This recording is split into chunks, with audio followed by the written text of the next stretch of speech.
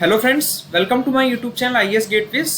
इस वीडियो में मैं मेमोरी बेस्ड सीरीज के पार्ट 3 वीडियो के बारे में डिस्कस करूंगा, जिसमें minimum radius of curves in canals के क्या प्रोविजंस है हमारे इंडियन स्टैंडर्ड्स के, वो मैं आपको ब्रीफ करूंगा। और ये जो टॉपिक है ये कॉम्पिटिटिव एग्जाम्स के पॉइंट ऑफ व्यू से काफ़ी इंपॉर्टेंट है। इससे लास्ट ईयर एसएससी जेई में भी क्वेश्चन पूछा गया था। सारे एस्पेक्ट्स को कवर करते हुए मैं आपको यहाँ पर एक्सप्लेन करूँगा। जो हमारा बेसिस है, जहाँ से ये मिनिमम रेडियस ऑफ कर्व्स के जो स्पेसिफिकेशन है वो डराइव हो रहे हैं, वो हमारा जो कोड है दैट इज IS 5968। IS 5968 जो है ये हमारा गाइडलाइंस स्पेसिफाई करता है कि हमारा जो कैनाल है, कैनाल का सिस्टम है। बेसिकली यहाँ पे कैनाल के सिस्टम का मतलब है कि जो हमारी कैनाल का मेन कैनाल होगी, उसकी ब्रांचेज होंगी, उसकी डिस्ट्रीब्यूटरीज होंगी, उसका लेआउट और उसकी प्लानिंग हम इरिगेशन सिस्टम में कैसे कर रहे हैं, ये गाइडलाइंस हमारी इस IS 5968 में दी हुई हैं। ठीक है, आपने डिफरेंट टाइप्स ऑफ कैनाल्स के लेआउट के सिस्टम पढ़े होंगे। इसमें साइड स्लोप कैनाल सिस्टम था, आपका कंटूर कैनाल सिस्टम था, वो मैं यहाँ पर डिस्कस नहीं कर रहा हूँ। I will straight forward go to minimum radius of curves specified for different types of canals। तो the first requirement किसी भी प्लानिंग के लिए सबसे इंपॉर्टेंट है ये देखना कि वो हमारा जो कैनाल सिस्टम है वो फिजिबल है कि नहीं।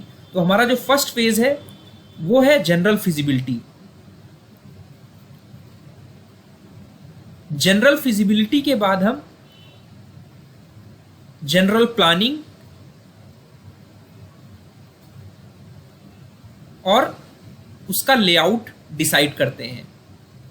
ठीक है, जनरल प्लानिंग का मतलब ये है कि बेस कोई भी कैनाल है, ठीक है, ये किसी रिवर से निकला होगा आपने, तो आपका जो यहाँ पर हेडवर्क है वहाँ के लिए आपका हेड डिस्चार्ज क्या है, जो कि आप प्लानिंग में डिसाइड करेंगे। वो हेड डिस्चार्ज कितना है, और दूसरा कि उस कैनाल से हम कितना एरिया इरिगेट करने वाले हैं, ये हम डिसाइड करेंगे प्लानिंग फेज में। ठीक है, टू बी इरिगेटेड। ठीक है, जनरल लेआउट में सबसे इंपॉर्टेंट एस्पेक्ट आता है आफ्टर डिसाइडिंग कि किस टाइप का कैनाल सिस्टम आप फॉलो करने वाले हैं, उसके बाद कैनाल का अलाइनमेंट हमें फाइनल करना रहता है। ठीक है, अलाइनमेंट हमें सबसे इंपॉर्टेंट कंसिडरेशन जो है वो इकोनॉमी है कि मीन अननेसेसरी हमारी हाई एम्बैकमेंट या वेरी हाई कटिंग्स में हमें अपने कैनाल्स नहीं डिज़ाइन करने हैं। तो वहाँ पर जब अलाइनमेंट की बात करते हैं तब उस अलाइनमेंट के कॉन्टेक्स्ट में हम बात करते हैं कि जो भी कैनाल है उसका क्या लेआउट रहेगा। ठीक है, तो अगर किसी भी हम कर्व की बात करें, किसी भी कैनाल की बात करें, तो हमारा जो IS 5968 बोलता है कि वो जो अलाइनमेंट होगा कैनाल का that will be composed of straight lines. यानी ये हमारा मान लेते हैं ये हमारा स्ट्रेट कैनाल आ रहा है। ठीक है, उसके बाद अगर हमारा आपका कर्व आता है तो it will be like this. ठीक है, इसके बाद फिर से आपका स्ट्रेट आ जाएगा। तो जो आपका ये स्ट्रेट लाइंस है और ये हमारा सर्कुलर कर्व है। तो जो हमारे स्पेसिफिकेशन है, ये सर्कुलर कर्व जो आपने यहाँ बात की, इसका जो रेडियस है, इसकी क्या गाइडलाइंस हैं, वो हम इस वीडियो में कवर करेंगे, जो कि आपको एग्जाम पॉइंट ऑफ व्यू से काफ़ी इंपॉर्टेंट है। तो अगर हम किसी भी सेक्शन क्रॉस सेक्शन ड्रॉ करें तो it will be like this. इसमें जो टॉप सरफेस विड्थ है वाटर की, ठीक है, मैक्सिमम फ्लो के केस में जो टॉप विड्थ है वाटर सरफेस की, उसके टर्म्स में हम जनरली रेडियस ऑफ कर्व्स को हमारी लिमिट की गई है। यहाँ पर ध्यान रखें आप कि radius of curves should be usually 3 to 7 times the water surface width. तो एक पॉइंट आपका ये इंपॉर्टेंट हो गया जो आपको ध्यान रखना है कि जो रेडियस है एक कर्व का, ये जनरली हम लेते हैं 3 to 7 times the T value. तो ये आपको ध्यान रखना है। ये बेस्ड ऑन दी एक्सपीरियंसेस, ये डिज़ाइन स्पेसिफिकेशंस या कंसिडरेशंस दिए गए हैं। तो प्रैक्टिकली फील्ड में आपको कुछ इस तरह दिखेगा कि हमारा स्ट्रेट यहाँ से हमारा स्ट्रेट कैनाल आ रहा होगा हैविंग कैरिंग डिस्चार्ज Q, ठीक है, और ये हमारा बाहर के साइड में because to protect the erosion of this surface हमने यहाँ पे पिचिंग कर रखी है, और इसकी जो सेंटर लाइन है उसके रेस्पेक्ट में हमारा मिनिमम रेडियस हम स्पेसिफाई करेंगे। तो जो मिनिमम रेडियस ऑफ कर्व है वो हमारे कुछ फैक्टर्स पर डिपेंड करता है। तो जो मिनिमम रेडियस जो हमारे कोड ने स्पेसिफाई किया है वो दो चीज़ों का सबसे ज़्यादा इम्पॉर्टेंटली इफेक्ट करता है कि कैनाल जो है हमारा अनलाइंड है या लाइंड है। पहले तो ये पता होना चाहिए। तो क्वेश्चन में आपको दिया होगा कि कैनाल हमारा लाइंड है या अनलाइंड है।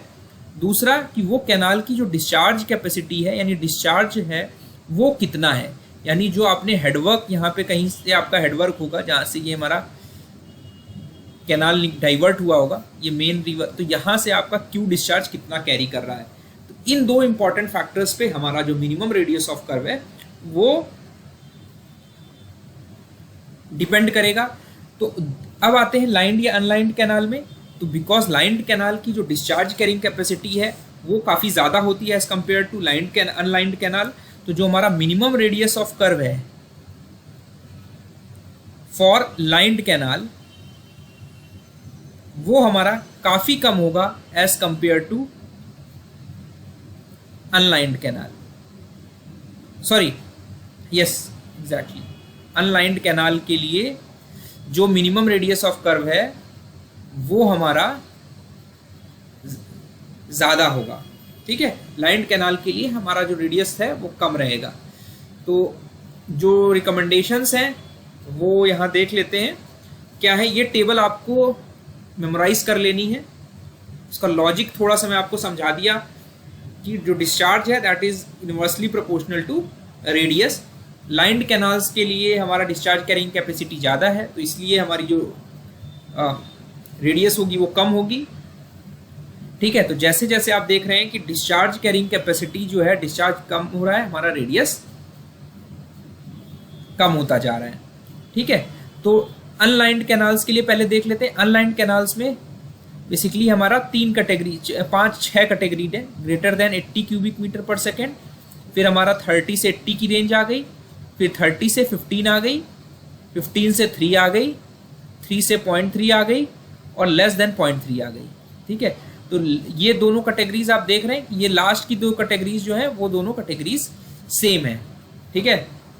बट रेडियस ऑफ कर्व आप देख पा रहे हैं कि 3 से 0.3 तक हमारा यहाँ 150 है, यहाँ 100 है, ठीक है, और यहाँ पर 90 है, यहाँ पर 50 है, ठीक है। अब पहली कंडीशन है 80 से अबव वाले केस में हमारा जो मिनिमम रेडियस ऑफ कर्व है वो 1500 है। 80 से 30 वाले में 1000 है, 500 कम हो गया, फिर अप्रॉक्सीमेटली फिर से 400 कम किया, 600 हो गया। 15 से 3 के केस में 300 मीटर हो गया। ये यूनिट्स हमारी मीटर में है।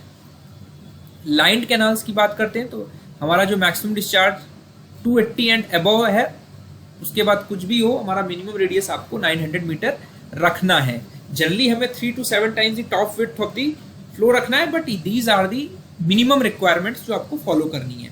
फिर 280 से यहाँ पे अप्रॉक्सीमेटली 70 से 80 क्यूबिक मीटर डिस्चार्ज आप कम करते जा रहे हैं। इस तरह आप याद रखिए कि 280 से ऊपर फिर हर 70 से 80 क्यूबिक मीटर पर सेकंड आप कम करोगे तो 150 मीटर कम होता जा रहा है। तो आप देखेंगे यहाँ पे 150 मीटर कम हो गया, उसके बाद फिर से -150 मीटर हो गया, आपने 60 क्यूबिक मीटर डिस्चार्ज कम किया, फिर से आपने 70 डिस्चार्ज कम किया तो फिर से -150 हो गया, फिर आपने फिर से 30 क्यूबिक मीटर क्यूब पर सेकंड कम किया, फिर से -150 हो गया।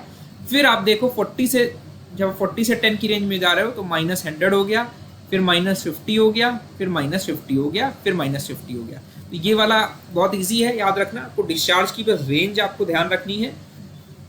280, 200, 140, पहले आपका 80 कम हुआ, फिर 60 कम हुआ, फिर 70 कम हुआ, फिर 30 कम हुआ, फिर 30 कम हुआ, फिर 7 कम हुआ और फिर 0.3 आ गया लास्ट में। तो ये आपको स्पेसिफिकेशंस एक बार आप अगर कर लोगे तो आपको मेमोराइज रहेंगी।